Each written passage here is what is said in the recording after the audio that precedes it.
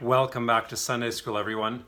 I'm Jared Anderson, and this is Engaging Gospel Doctrine, episode 331, which covers the Come Follow Me curriculum for April 28th and May 5th, Insiders and Outsiders. This will cover New Testament weeks 17 and 18. For this Sunday, April 28th, we are reading Matthew 18 and Luke 10. That's the home study.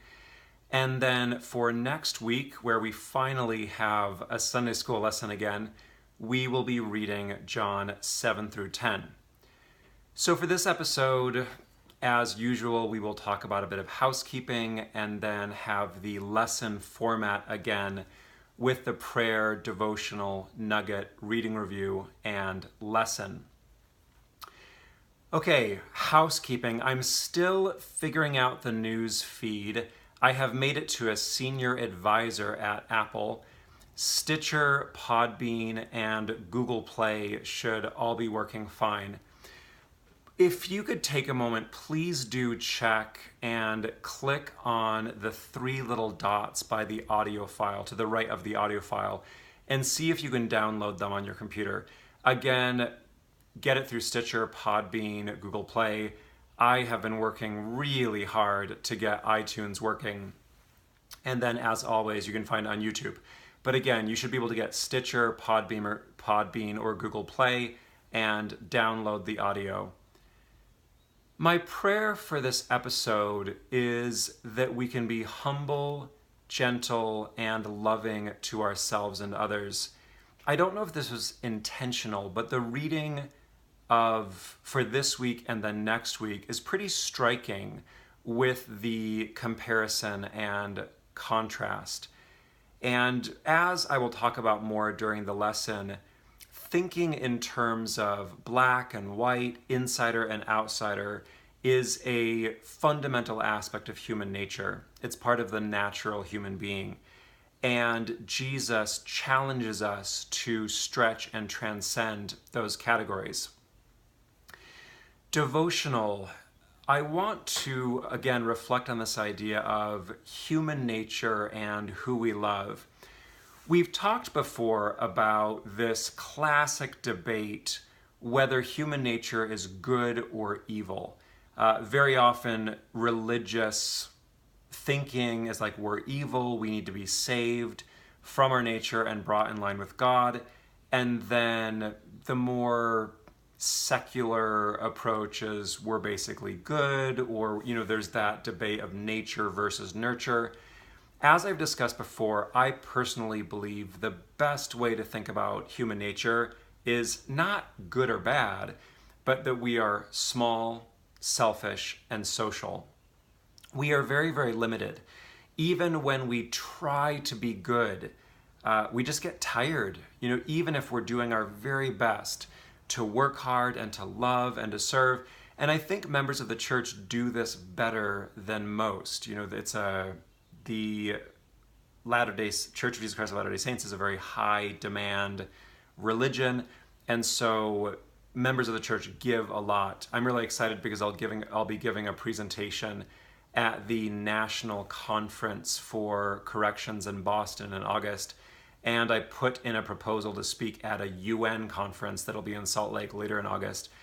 And both of these are about connecting community resources with institutional needs. And from what I have seen from training hundreds of volunteers for the prison, is that it is primarily the church that drives this amazing sense of volunteerism and giving. So religion does a really good job helping us transcend those limitations. We are selfish, and by that I mean primarily that we can only experience our lives and the world through our own perspective. That's kind of obvious, right? There is no way we can transcend our own individual perspective. But being social, the fact we're social creatures, and I could add spiritual, and I think our sociality is at the root of our spirituality as well. I describe spirituality at its core as being about connection and meaning. How does everything go together? How do we connect to each other? And what does it all mean? And this is a primary focus of Jesus's ministry. So human nature primes us to love ourselves, look out for our own needs, and then love those like us. It requires spiritual practice to care about everyone as we do our family members. And even then, as soon as you push on it too hard, we will revert back to this tribalism. That said, again, these social groups, and especially things like ward families, can get us beyond that selfish paradigm better than pretty much. So for practice, I invite all of us to honestly name how we feel about our relationships, nurture that relationships, and practice reaching. I'll get back to that in the lesson. For the nugget, I want to talk again about John and the Synoptics because it's very striking as we read from Matthew, Luke, and then John. A famous New Testament scholar named Rudolf Bultmann said, when we're looking from the Synoptics to John, the messenger becomes the message. In the Synoptics, Matthew, Mark, and Luke, Jesus is saying, the kingdom of God is like parable. In John, as you'll notice, especially in the reading for next week, Jesus is constantly saying, I am this, I am the gate, I am the door, I am the shepherd, I am the light, I am the water. And so he becomes the parable for the kingdom of God and the nature of God. Note the pattern in John. Jesus testifies of his identity, most don't believe, a few do believe, and there's this strong dualism that's heightened by irony. You have the light and the dark and day and night and above and below. And especially in these chapters that we're going to be reading, we have this really strong sense of insiders, outsiders, us, them. Okay, reading review.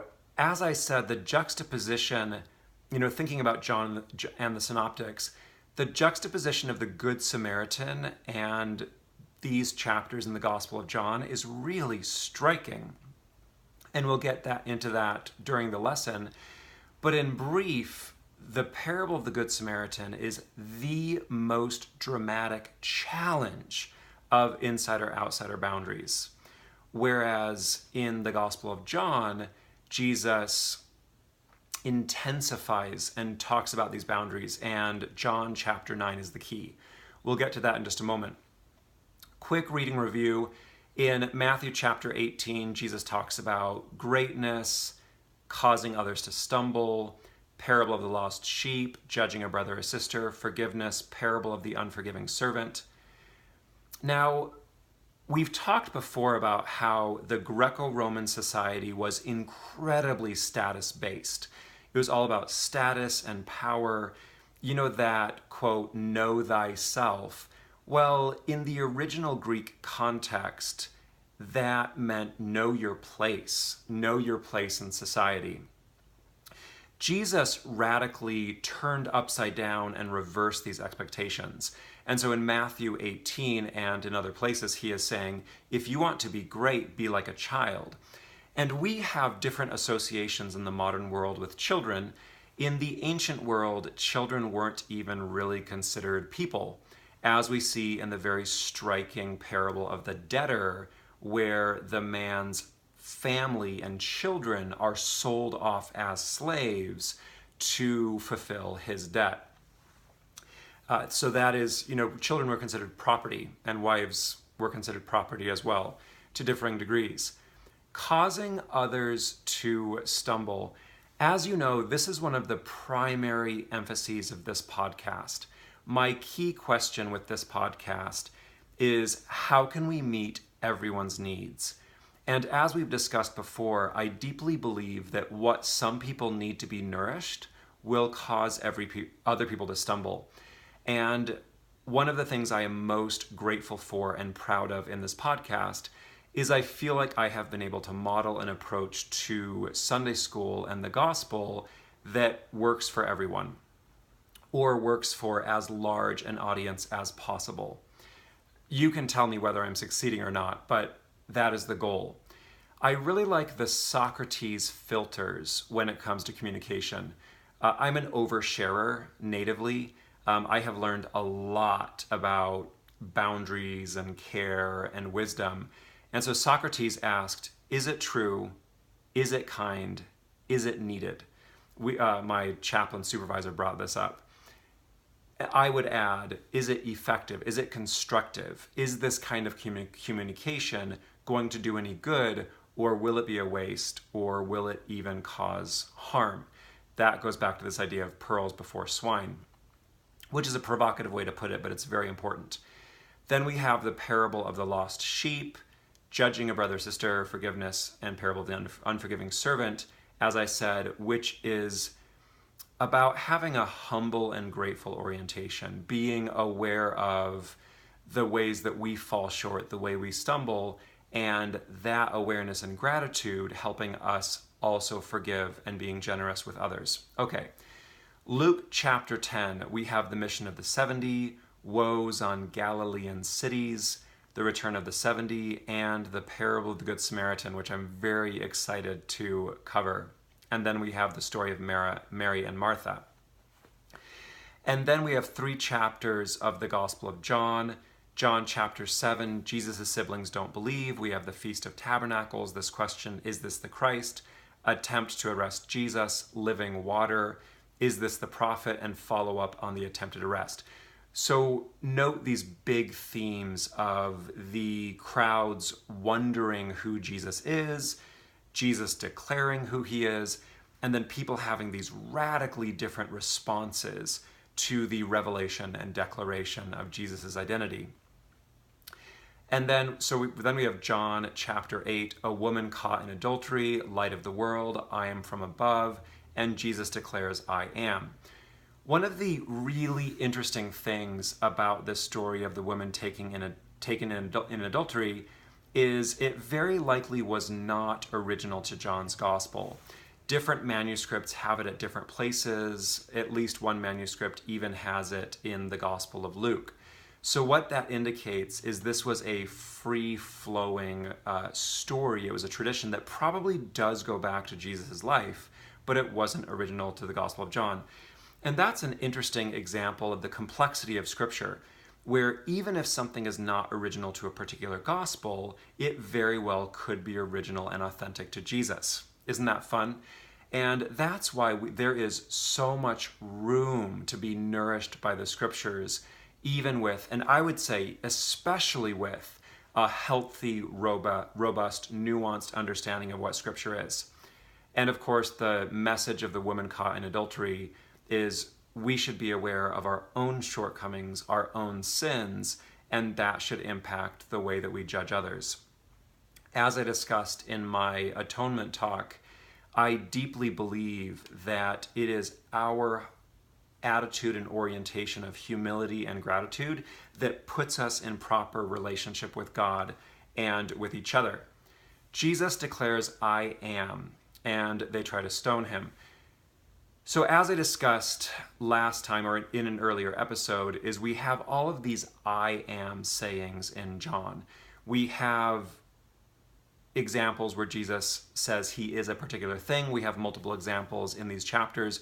I am the door, I am the gate, I am the shepherd, I am the light, I am the water. And then we have these more powerful declarations that, depending on your translation, doesn't always come through. But Jesus says, ego eimi, I am.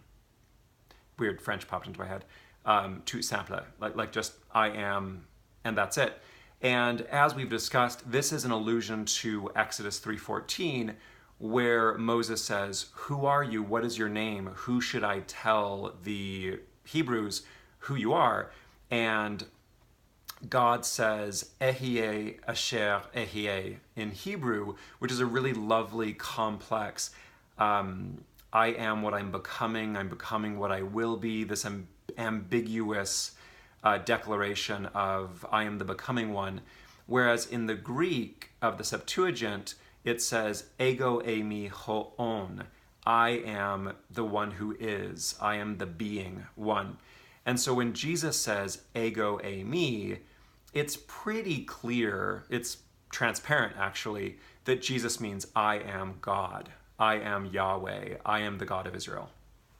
And so that's why people respond so strongly.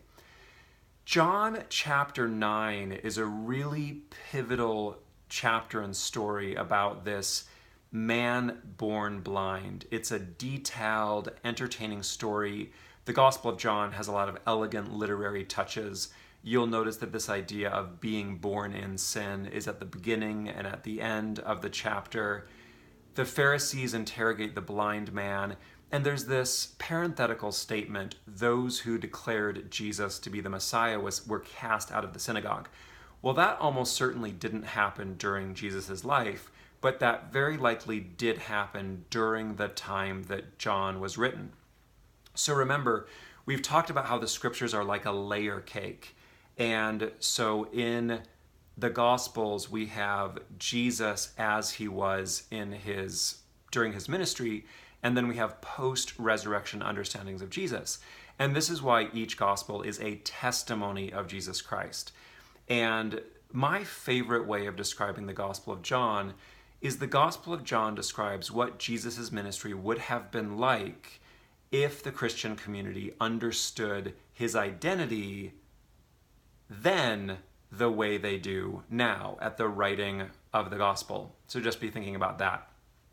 And the blind man believes. There's a really touching exchange between Jesus and the blind man.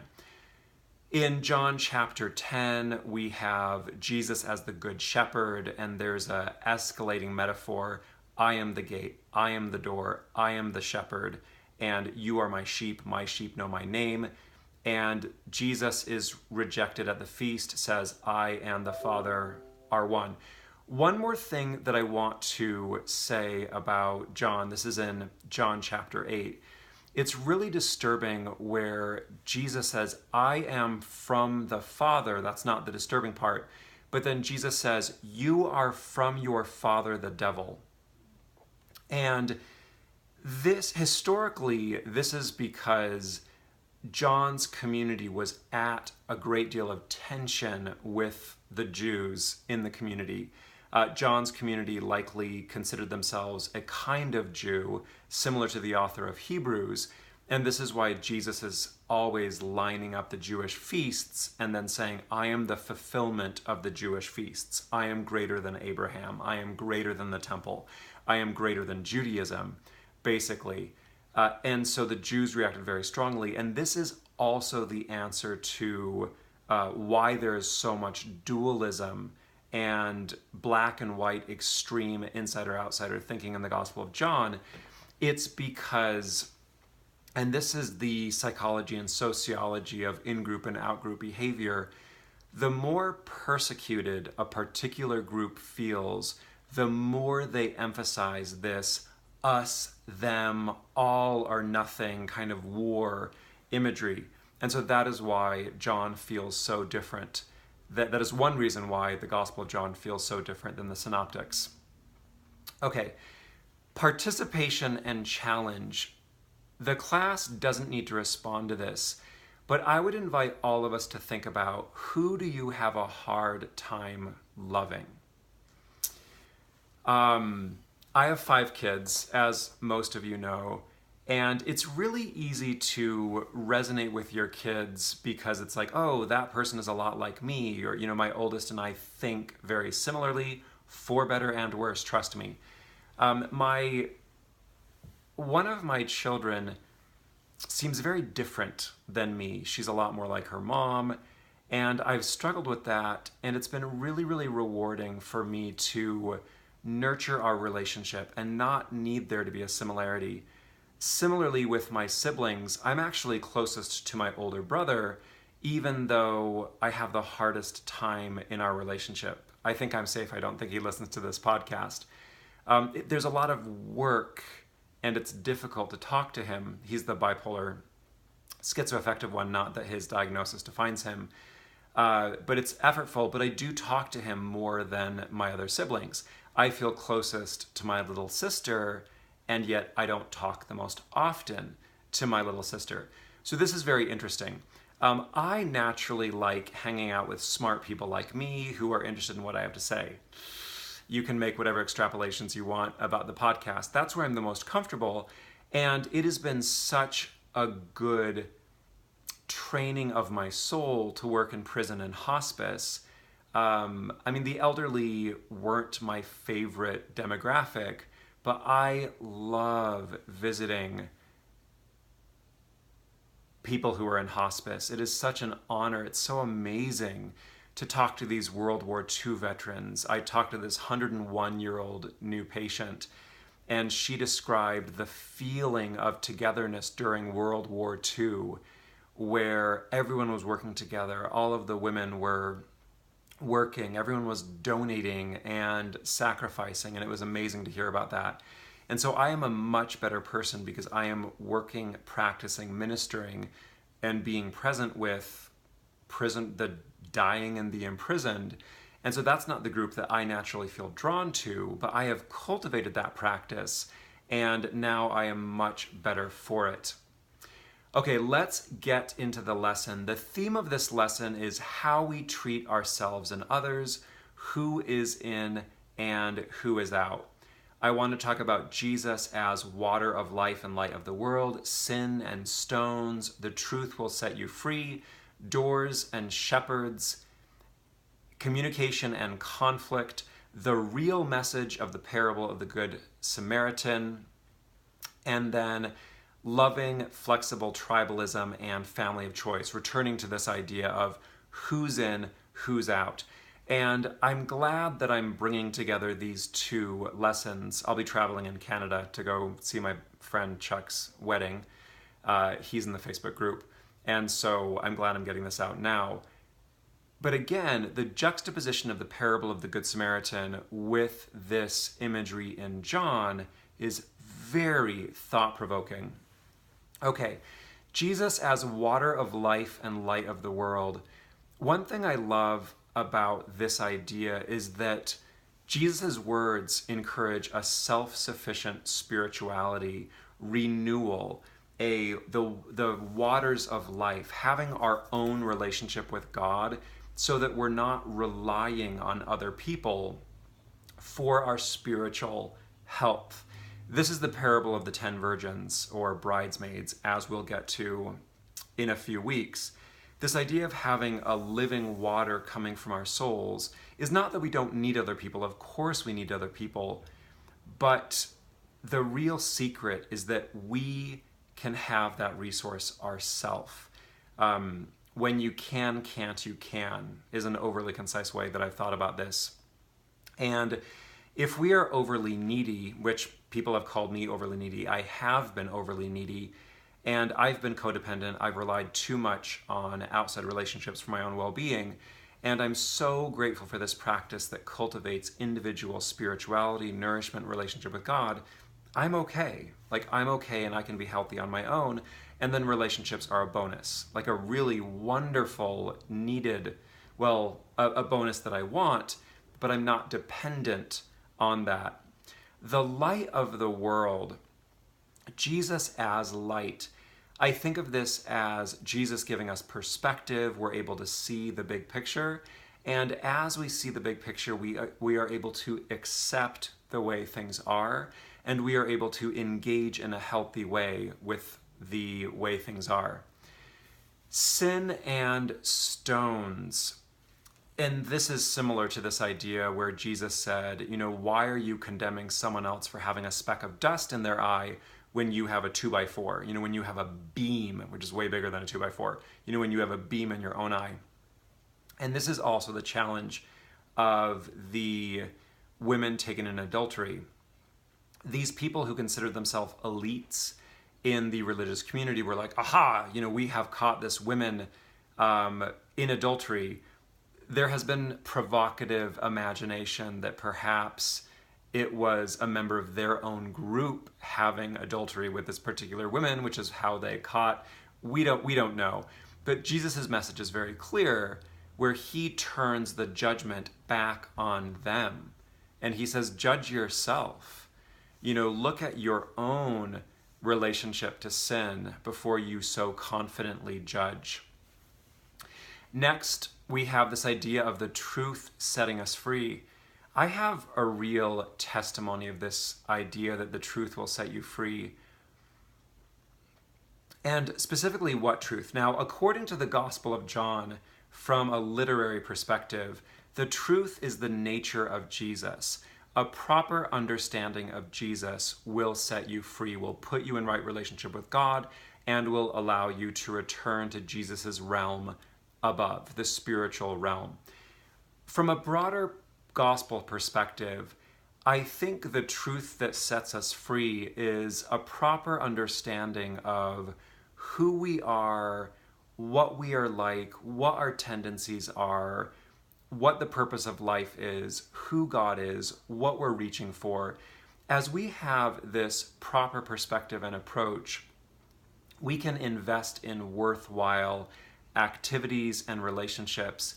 And I guess the way that I would summarize the gospel truth is that here on earth, we need each other and we disappoint each other. We are human, and so we are in relationship, but we inevitably mess up those relationships. And because of that, we need something greater. We need that connection to God. We need to reach beyond our human tendencies. This is what being saved by the atonement means to me. We need that divine grace and that proper orientation, again, of humility, of gratitude, to put us in right relationship with God and with each other. So again, what is right relationship? And I've summarized life wisdom: right relationship, right order, right target, right work. So doors and shepherds. First, a couple sheep questions. Commentators struggle with this idea of leaving the 99 to go after the one sheep. I had to bust out my really big Matthew commentary for this. This is amazing. This is only Matthew chapter 8 to chapter 18. This is a 3-volume commentary. It has pretty much everything. Some commentators think, well, maybe because there's the 99, they've already been counted, they're already safe. But this misses the point. The parable is striking and emphasizes the value of each person. With a twist, surprise, the sheep is a soul. This is similar to the parable of the lost coin. It's absurd to spend all day looking for a particular, coin. But these parables emphasize the precious nature of each soul. This parable invites us to carefully pay attention to those who have a supportive flock and recognize those who wander alone. And it's a greater priority, Jesus says, to seek after the ones who are lost, to seek after the ones who don't have anyone else. I've thought about this with this podcast. Occasionally people critique me for not teaching the manual. And my thought is, for people who the manual works perfectly and wonderfully, fantastic. That group already has everything they need. They are set with the manual. And so I'm trying to reach as many people as I can with this podcast. And I've shared before that I think my particular flock, like who I feel called to serve in my own life, is people with non-traditional relationships to religion. There are now young Americans without religion. They number more than evangelicals and Catholics in America. And so this is one reason I want to be a university chaplain, so that I can help those who don't feel particularly religious or spiritual feel the power of spirituality and religion. I mean, that's what I feel God wants me to do. So again, in your life, note, this is actually one thing that I assess in my hospice spiritual assessments, is I look for, what are your support structures? What are your family relationships like? And I identify those who are mostly okay, with their religious family, friend, community support system, and those who are alone. It's really sad to see those who are completely alone. We have one patient who is a Korean War veteran, and he has no one. He has absolutely no one. In fact, we're looking to make him a ward of the state because he literally doesn't have anyone in his life. And so that's Jesus's very powerful reminder. Okay, let's talk about communication and conflict. This is the theme of Matthew 18. And the model that Jesus teaches is humble, honest, open, direct confrontation. A lot of you have probably heard the joke, not joke, that members of the church are masters in passive aggressiveness. We're very polite, we're very nice, and it's hard to be honest and direct with people. Now, I've come to believe that if you're talking behind someone's back, or if you are talking differently to people directly than to other people, it's probably because, well, it's probably a variety of factors, but it's likely a mixture of us being scared and that person not making it safe to communicate directly. I pride myself on receiving feedback well, and I said last episode that my hospice boss wanted to talk to me, and it was just about a minor note, and so I'm glad that I didn't stress about it. But she said to me, Jared, every time I ask you to do something, you say yes. And literally the first thing I said on the phone was, what can I do better?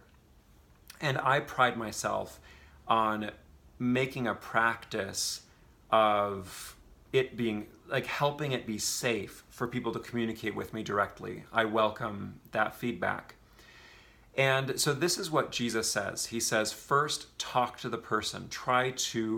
And talk to them alone, because we engage one-on-one differently than when we have our friends surrounding us. Jonathan Haidt is one of my favorite thinkers, and he made a very interesting point about debates. I brought this up before. Debates are actually not conversations.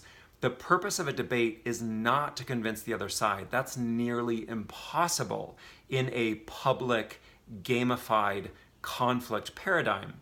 Debates are performances where each side performs for their own side. Once again, we have this tribalism thinking. So first, talk to the person directly and try to make it better.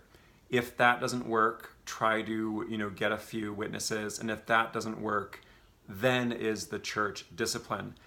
Doctrine and Covenants 121 is an absolutely beautiful description and says the same thing.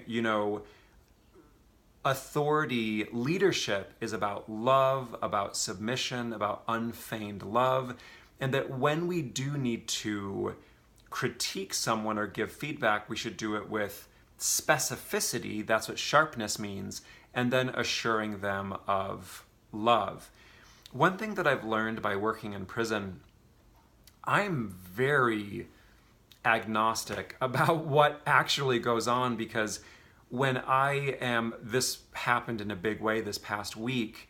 I'm just exhausted from the past couple weeks. I had to fire one of my chapel workers, and I was dealing with the security sergeant and another sergeant and my lieutenant and my captain in programming. And then there was an inmate, and then I was talking to other inmates. The way that I talk to inmates, I genuinely don't know what reports to believe, what rumors to believe. And that's not just because these are con artists, so to speak. I believe that most of us don't remember what we say moment to moment. Psychology has demonstrated that we live in a fiction. We observe a hallucination, and then our past, as we remember it, our memories, are historical fiction. And that is why I have said, and I'll say it again, that the prerequisites for honesty are courage to allow anything to be true, and the emotional endurance to deal with the implications of the truth. I'm much more comfortable in my job right now because there was a learning curve. I mean, a big learning curve, especially at the prison. But now I'm really proud of the way that I act. And it's very difficult because I'm accountable to my chain of command, and yet I also need to help volunteers feel better. And yet I also need to remind them, I thought that a volunteer had overstepped a line trying to get around security, and I had already talked to security the last week, and then it turns out that an inmate made the suggestion to the volunteer. And so this is one thing that I've learned from working in prison, is that it is so important to talk to each person involved in a situation and then be very humble about what is true. And I feel like Jesus' teachings really confirm that. Okay, next, my very favorite story probably is the parable of the Good Samaritan. And the real message of the Good Samaritan is shocking. That sounds like a internet clickbait, right? This is kind of like a joke. Why did the priest cross the road, to get away from the dead guy? Why did the priest and the Levite cross the road? I think the modern interpretation of the parable of the Good Samaritan, without understanding Judaism, which is the key, is, again, help people in need, maybe help the person on the side of the road, but that's not it. Listen very carefully. The real purpose of the parable of the Good Samaritan is never let your religion get in the way of goodness and kindness. So the secret of this parable is that the priest and the Levite were the highest status religious leaders in Judaism. They were considered the closest to God. They were the holiest. And here is the irony, and here is the main point. It was their very holiness. It was how close they believed they were to God that prevented them from helping the dying man. Here's how it works. In Judaism is a really beautiful religion where the religion enacts the holiness of God. Imitatio Dei, this idea of imitating God and God's holiness. This is the holiness code. I am holy, therefore you should also be holy. Exodus, Leviticus, this is what it teaches. And so ritual impurity, menstruation makes you impure, and touching the wrong things makes you impure. That's not a big deal. It's not like sin. You just need to you usually dipped yourself in a mikveh, in the ritual bath. So again, the idea is that when you acquire ritual impurity, it's not like sin. It's that you have put yourself out of alignment with the nature of God. So part of this is the holier you were, the higher the standards were. So the priest and the Levite could not touch dead bodies other than members of their family. This is in Ezekiel that we read about this. And so, for example, a priest could not touch his dead sister if she was married, because she would be a member of her husband's family, no longer his family. So when the priest and the Levite saw the half-dead man, Schrodinger's victim, I guess, they saw a potentially dead body. Now, on the other hand, we have the Samaritan. And the Samaritans were considered worse than the Gentiles. So the Gentiles were just ignorant outsiders. The Samaritans they also claimed to worship Yahweh. They also claimed to worship the God of Israel.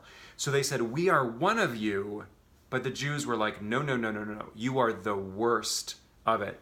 A parallel would be the Church of Jesus Christ of Latter-day Saints members and polygamists and fundamentalists. The church is very careful to distance members of the Church of Jesus Christ of Latter-day Saints from the fundamentalist groups. We do not practice polygamy anymore, at least not outside the temple. Anyway, so it is the same, it is people who are considered other and apostate, but are claiming the same privileges and authority. Does that make sense? So they were the most despised for Jews. And this is why the parable of the Good Samaritan might be the most radical story in the entire Bible. Jesus is saying, the despised outsider is closer to God and holier than the people you think are the holiest and highest status. I actually rewrote the parable of the Good Samaritan. I've read this before, and I'm not trying to be more provocative than the parable of the Good Samaritan is. I'm trying to communicate to members of the church how it might have felt to hear the parable of the Good Samaritan. So this is the parable of the good apostate. Joshua raised his hand. Yes, Brother Fodderson? I don't know. I'm a bit ambivalent about temple ordinances, Josh said, glancing at temple work and family history neatly underlined on the chalkboard. Doesn't it seem like we should strive to save people here on earth before we worry about their status in heaven? Perhaps the dead could do each other's work, he added with a wry smile. Sister Parrish looked uncomfortable. What do you mean by save people here on earth? Isn't receiving the temple ordinances more important than anything else? I have been so inspired by stories of families who give up so much so they can take out their endowments or be sealed. Let me explain by telling a story. Bear with me. Josh shifted in his cushioned seat. One Saturday morning, a car slammed into another car, sending it hurtling into the median. The hood was crumpled, the window broken, the airbag engaged. Among the many cars speeding by was a dark luxury sedan. What a pity, one suited man said to another. I hope that driver is okay. How close are we to the temple dedication? We'll be there in a few minutes. A moment later, a small car stopped at the scene. A tattooed man got out, rushing toward the wreckage. He opened the door and lifted the bloody unconscious man. He sped toward the closest hospital. After the doctors took away the crumpled form on the stretcher, the man handed his debit card to the nurse behind the window. Please, put all charges on my card, whatever the cost is, until my friend is recovered. The dark-haired woman looked shocked. That is highly unusual. I'm not even sure we can do that. Let me check. That's mighty Christian of you, sir. Oh, I haven't been called that in years. The church doesn't like my kind, and I don't know what I believe anymore. But please, do what you can for that man. All eyes were on Joshua in his worn purple shirt. His own brown eyes were piercing, disconcerting. I tell you, father and mother are more pleased with that tattooed gay atheist than with the apostle and general authority on their way to their urgent meeting. Sister Parrish wrung her hands. Thank you for that story, Brother Fodderson. Can someone else share a story about a time when they were blessed by attending the temple? And as I said, I'm not trying to be scandalous or provocative with that story, but I do think that's my best attempt to get at Jesus' message, which is when we help those in need, we are holier and closer to God than people who are high status and very active. Now, I think that the apostles and general authorities are humble, amazing, loving men. But again, that just gets at the force of this parable. So that's the real message. So in conclusion, I want to talk about loving and flexible tribalism. A real core tenet of my spirituality is that we need to take human nature seriously. We are what we are. I joke that until aliens or robots reprogram our brains, we're pretty much stuck with the way they work.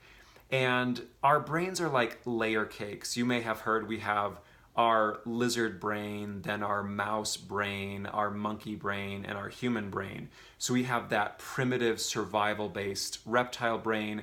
We have that comfort-based mammalian brain. We have our social primate brain. And then we have our human brain, the prefrontal cortex, that helps us make wise decisions. Now, hierarchy of needs, depending on how secure we feel, how safe we feel, it's kind of like this idea, don't go to the grocery store hungry. When we are scared, like when we're woken up in the middle of the night, we immediately think, who's there? And we're ready to punch them in the face. That's because we're the lizard.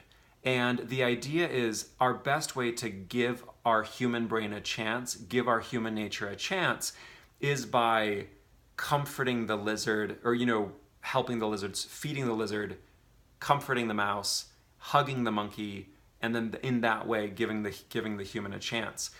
So one way that I don't think of myself as like liberal or conservative.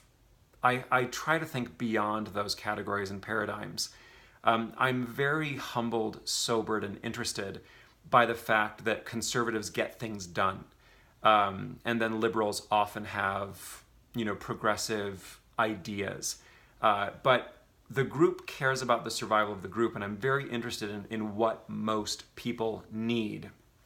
One of the most interesting tensions with the church is that the church is very good at pushing out those who aren't comfortable being active, and therefore most members of the church are inactive, but most active members are very believing, very faithful. And I'm being descriptive here, not judgmental.